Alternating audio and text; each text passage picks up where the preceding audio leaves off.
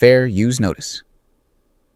This presentation contains copyrighted material, the use of which has not always been specifically authorized by the copyright owner. BNI-TV makes such material available for educational, commentary, and journalistic purposes as part of our commitment to public discourse and civic engagement. We believe this constitutes a fair use of any such copyrighted material as provided for in Section 107 of the U.S. Copyright Act, Title 17, U.S. Code.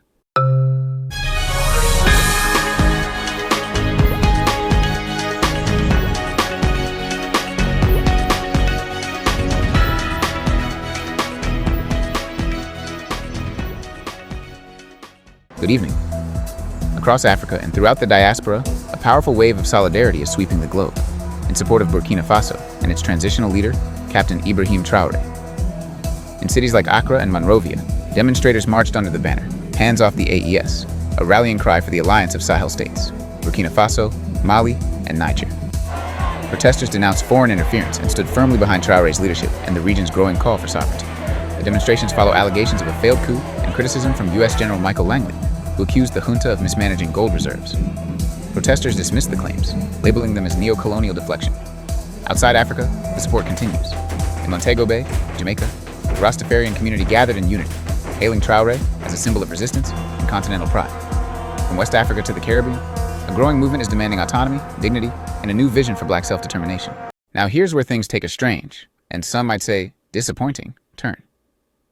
Earlier this week, U.S. AFRICOM Commander General Michael Langley, the highest-ranking black officer in the United States military, accused Burkina Faso's leadership of misusing national gold reserves to prop up the very military junta that's fighting to break free from centuries of exploitation. It's not just the accusation itself that raised eyebrows.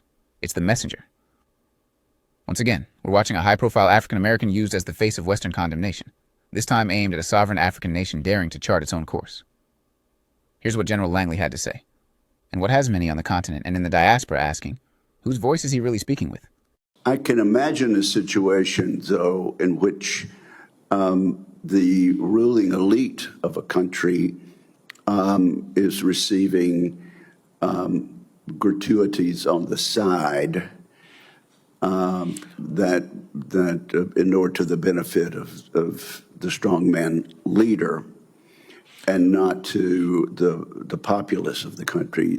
Does that sort of corruption and bribery go on with regard to the Belt and Road? Absolutely, Chairman. I see this, and I don't mind calling them out, but Captain Traore and Burkina Faso, as they know that both, whether it's their gold reserves, that is all those proceeds are just in exchange to protect the junta regime. Now, for those of you who've been watching closely, this isn't the first time. It's hard not to think back to 2011, when President Barack Obama, the first black man to hold that office, became the face of NATO's military intervention in Libya, an intervention that ended with the brutal assassination of Muammar Gaddafi, shattered a once stable nation, and opened the floodgates to modern-day slavery on African soil. And here we are again. Another black face, another African target, and another Western agenda wrapped in the language of responsibility. So I ask you, is it truly about democracy? Or does the costume just keep changing? To help us break this down, we're joined tonight by our African correspondent, Javier Lumumba, live from our West Africa studio in Ouagadougou. Javier, help us understand how Langley's statement is landing with the people there, and what it says about the larger struggle for true African autonomy. Thank you, Jasper. Let me say this plainly. The words from General Langley didn't just miss the mark, they shook the ground beneath it.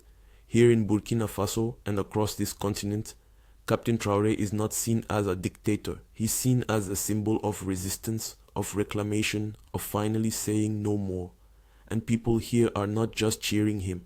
They are willing to die for what he represents.